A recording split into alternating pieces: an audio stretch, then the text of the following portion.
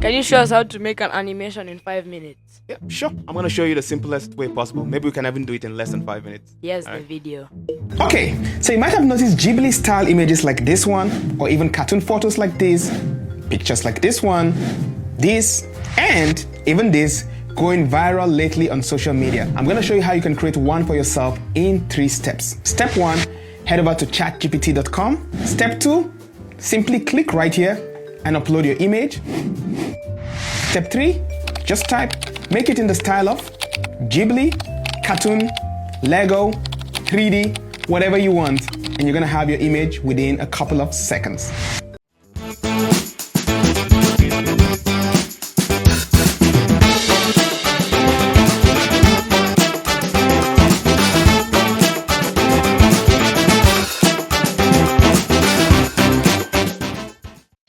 Wagwan, guys. What's good? Welcome to or welcome back to Mission Accomplished, Where we showcase the lives of those who have accomplished much. today we have a very special guest, Special guests only. which is the one Ruth.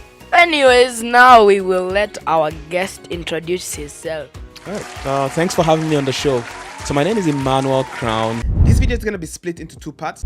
In today's video, I'm going to show you how you can leverage the new ChatGPT's image model to create full shot animated films. One of the top comments I have gotten from my last 2 videos is the question of how do you animate lip sync for multiple characters. If you've been around the internet, you've seen all the Studio Ghibli style images like this one, 3D images, cartoon images, action figure images, all created through ChatGPT. In today's video, I'm going to show you the various options available for you to be able to animate them and bring them to life, just like what you're seeing here. I'm a software engineer by training and also a content creator. I'm originally from Nigeria, although right now I live in the United States. That's where I'm based. And I do content and both software engineering, mainly on AI. As you know, AI is where the world is transitioning into. So I do design, build AI applications, and I do teach people how to upskill themselves in this world that we have AI. So you remain relevant so that AI does not necessarily take your job, but you learn how to use AI to stay relevant. Wow. Thank you for having me on the show. Wow. Guys, just pause and take a minute to fathom. He's an animator and he works in World Bank. Wow. Anyways, I have a very important question before we ask you about your childhood. Okay. Do you think AI is a superpower or a supervillain when it comes to today's day and age? Is it a weapon or some kind of medicine or an advantage? Well, I think that one is straight for me. I'm a bit biased here because again, I work day and night with AI. I wouldn't say a supervillain. I would say a superpower. I would see the reason why you'd probably say supervillain because a lot of people are scared about job loss and other things related to that.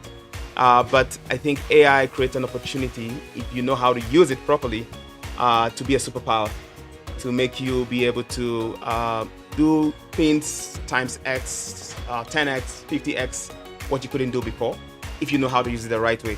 And I think that's part of one of the reasons why I'm very passionate about what I do, like teaching content on YouTube and all of that, is so that I can help people really upskill themselves so you don't get obsolete. Because yes, AI can be a villain, it can take away jobs and all of that, but if you use it properly, and especially for young ones like you, if you start learning how to use it from a very early age, then it becomes a superpower for you where you have an advantage over everybody. I think it's a general thing we say in the industry that AI is not taking jobs, but people using AI are the ones who are going to take the jobs. Yeah. That's interesting. How did you come to start working with AI? Was it always a passion that you had from childhood, or was it something that you realized when you became an adult? Well, AI, obviously, growing up, I'm rather older now, so AI was not something that was prominently talked about. But I did have, so one thing about me, I had passion for creating stuff from a very young age. So childhood me would create toys. I made most of my toys myself. I would go get like broken radios, put together like a toy with like a helicopter. I have this helicopter toy I made that actually had a fan that spin and light which I made from like components from around the house, from broken stuff. So, That's so I always cool. loved creating things, whether that was physically by computers. So when I was younger, it was physically. As I started growing older, I got introduced to computers. It was my dad actually who got me my first. He bought me a CD back then that had like 100 different softwares. It had softwares for animation. It had softwares for building apps. So I would just spend day and night, overnight, just be on the computer. I used to go on Google this. I don't know if they still make floppy disk. Have you ever seen a floppy disk before? Yeah. So I'll go to a cyber cafe, get tutorials, put them in a floppy disk, and then come back home, stay overnight, start just learning, teaching myself, okay, how do you animate? How do you build softwares? So over time, that has changed, right? So I used to code and write things manually. Over time, I got introduced to AI, and I started getting passion for it. And then I started developing stuff with AI. But AI was not where I was from the beginning. It's just something that has transitioned as I did my career. But I've always had passion to create stuff. Yeah.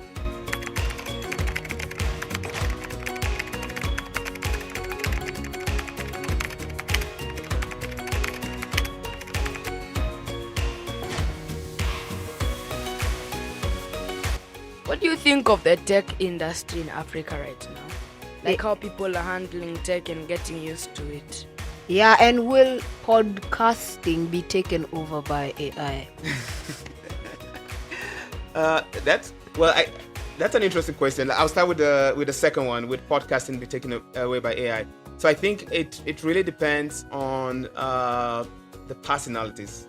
Can AI generate a podcast? Yes, it's not even a matter of the future. Today, there's something called Google Notebook LM, where you put whatever topic you want them to discuss, and you have two podcasters discussing very realistically. I've played those clips to a couple of people, and none of them knew that those were AI. It's like they would discuss it very, very, realistically, right? And you can actually even give them things to focus on. For example, there might not be a podcast on different types of shoes, but I want a podcast on that, and I can feed that into them. So that convenience is there. AI can replace those. But I think there is a certain human personality that comes to certain shows. For example, a lot of people watch your shows. I don't think it's not just because of what you say. Part of it is because of your personality, your characters. AI cannot replace that. There will still be people like you who have these personalities that people just connect to and want to watch. And I think we'll get to a point where people want to see more humans. Because once we start having AI all over the place, people are like, no, I want to see something done by actual real humans. So it probably replace some types of podcasts, but not all of them. I think there's a place where personality matters.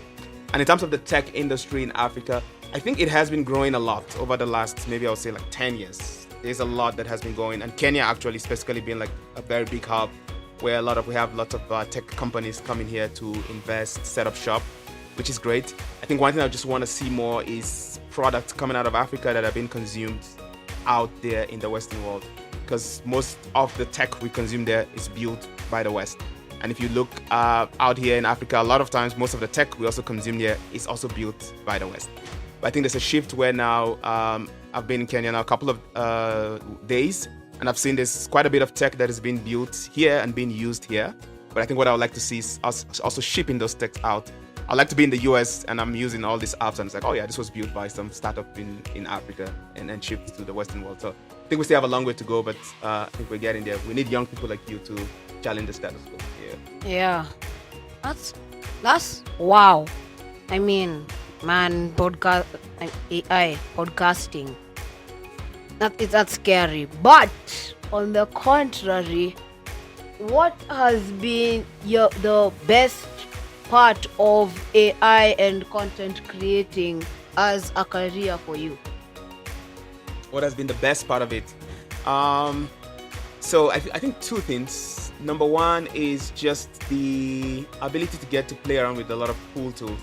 It just blows my mind what we're able to do with generative AI today. Some of these things, like when it comes to animations, a 1 minute animation clip could potentially before take me maybe even sometimes 2 weeks to create. Now I can create some of those in a matter of like maybe 20 minutes, 30 minutes, give or take. Wow. I used to, when it comes to, this is not necessarily creative space, but softwares, it used to take me like a month to build a very basic prototype. Nowadays, I have an idea, we're just chatting right here. I was like, oh, it would be good to have a software for that. And before we're done with lunch, I already have a prototype. So I think it really excites me, what's possible today. It's exciting to play around with some of these cool tools. And then number 2 is just some of the testimonials I'm getting from people who consume my content because I teach. It's really, really rewarding to see that. That really excites me. I had like someone who commented and said, I think it was like a 65-year-old person who said he always wanted to like learn animation. He's just not been able to get a way to do it because it felt so complicated. But he watched one of my videos, maybe like 15 minutes, and was able to get to creating his first animation. There's this other guy who said he'd been in like school for like 6 months and paid a couple of $100s in animation school. And then he watched this video that was like, again, 20 minutes long, and it's like he's learned a lot more within this 20 minutes than he's done the 6 months. That's so I think so that really, cool. really excites me and just what's possible today. Yeah. Wow. I mean, 20 minutes. I don't even take that long to shower. Wait, I do take more time than 20 minutes to shower, but... Can you show us how to make an animation in 5 minutes? Yeah, sure. I'm going to show you the simplest way possible. Maybe we can even do it in less than 5 minutes. Here's All the right. video.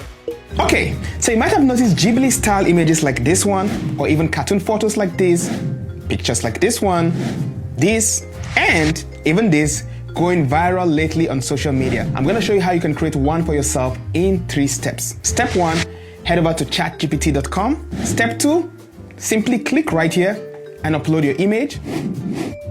Step 3, just type, make it in the style of Ghibli, cartoon, Lego, 3D, whatever you want, and you're gonna have your image within a couple of seconds. 3 free AI-based animation tools you probably should know about.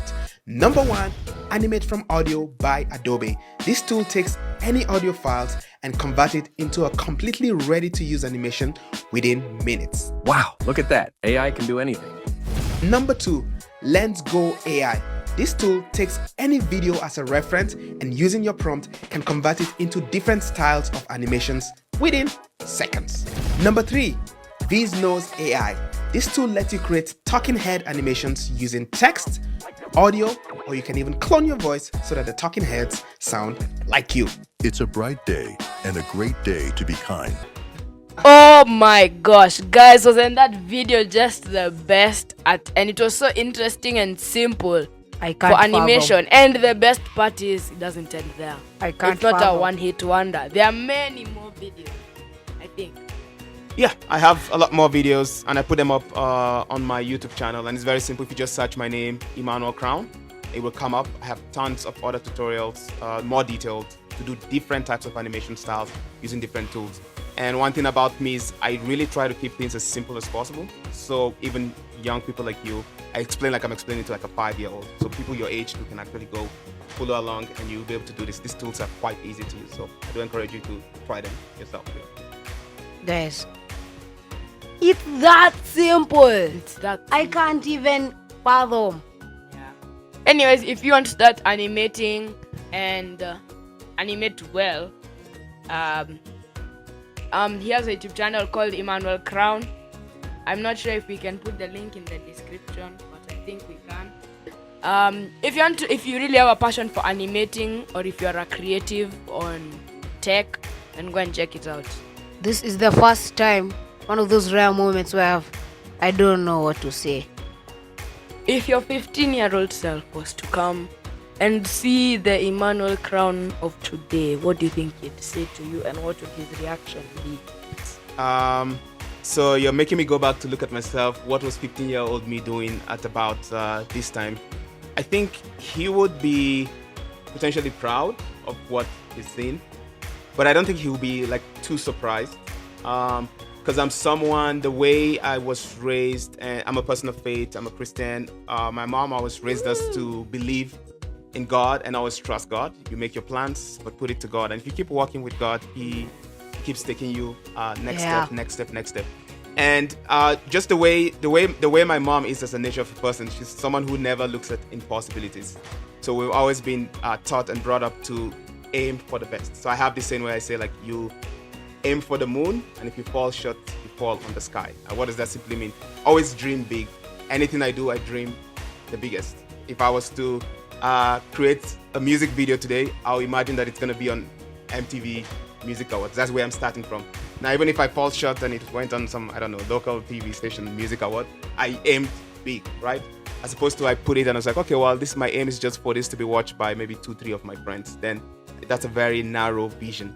Yeah. So 15-year-old me was this guy. If you talk to any of my friends, then I used to talk very big, like, oh, one day I'm gonna do this, one day I'm gonna do that. I've always wanted to influence the world. The way it's shaped up to be was probably maybe not exactly how I pictured it then, but I just kind of knew that I wanted to do something that affected and influenced the world in a big way. So I think 15-year-old me would not be too surprised where I've become. And I would just probably end that question with one statement, that anything you achieve starts from your mind. You have to imagine it first. The Bible talks about the power of vision. You cannot attain something that you have not yet seen.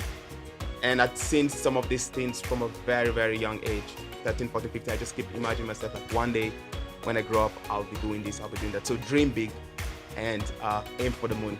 Yeah. So I don't think 15-year-old would be very surprised. They'll be proud, but not too surprised. That's interesting. That's really cool.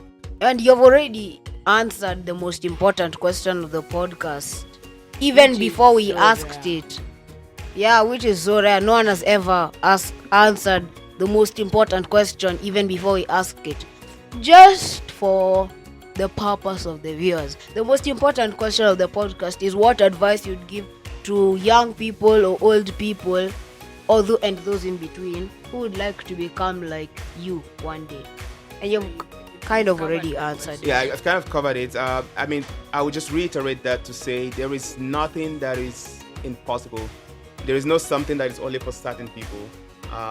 Everything, the earth is there, it's the Lord's, and everything is there for taking.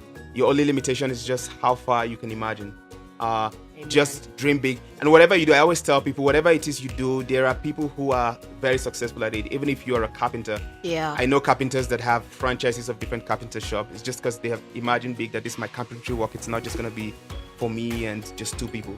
So in whatever it is, whether it is you want to be a doctor, you want to be an animator, you want to be a content creator, a software engineer like myself, always dream big. What that does is that if you're dreaming big, even the places you look for opportunities are not just small. You start looking at big places. Maybe I want to work for the Microsofts. I want to work for the Googles, as opposed to just saying, okay, I'm a software engineer now, just work with a small shop. So just dream big and always shoot for the moon is what I'll give someone. And I'll say always start from where you are. Never wait until everything is fully complete. When I'm naturally a shy person, so when I started diverting into content creation about like 4 or 5 years ago, it was very kind of intimidating for me, like standing on camera and talking. I wanted everything to be perfect. I would record a video like 5-6 times, like it's not perfect. But I realized none of that is important. Believe in yourself. If you believe in yourself that you actually have value to give, just go for it. Start wherever you are. If you want to be a content creator, use your phone, record something. Just put it out there. Don't overthink it, and don't wait until everything is perfect before you can start. Yeah. Wow. That's really interesting. And speaking of creatives, did you know that Mtotenis is actually sponsoring children who are creatives? Actually, instead of sponsoring, we can say embracing the ideas. Because someone like me and Tendo, we are also in the Total Creatives. Between me and you, I found out today. We are also in the Total Creatives. So if you want to learn more about Total Creatives, Yeah. the link, and I know they point down there, but you can only see the floor right now, I think. But then the link is in the description. I think they'll be designated between Emmanuel's channel and the Total Creative.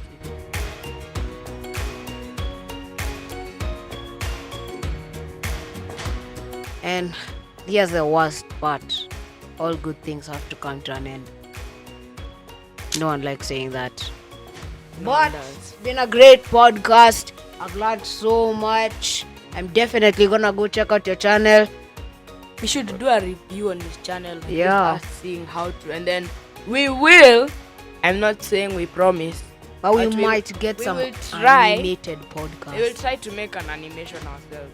Please remember to send us questions for the next podcast or suggestions for guests. Yeah. So it's more fun for you guys.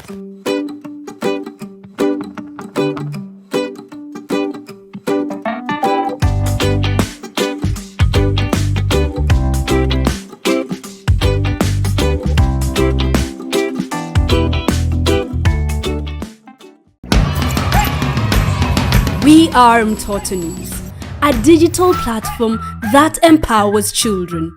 We curate and create engaging content about and by children. Through audio, video, writing, and infographics, we believe children should be players, not spectators. Through child-led research, we amplify young voices, shaping policies and programs. To partner or donate, send an email to info@mtotonews.com or call 0705855258. Mtoto News, making children visible.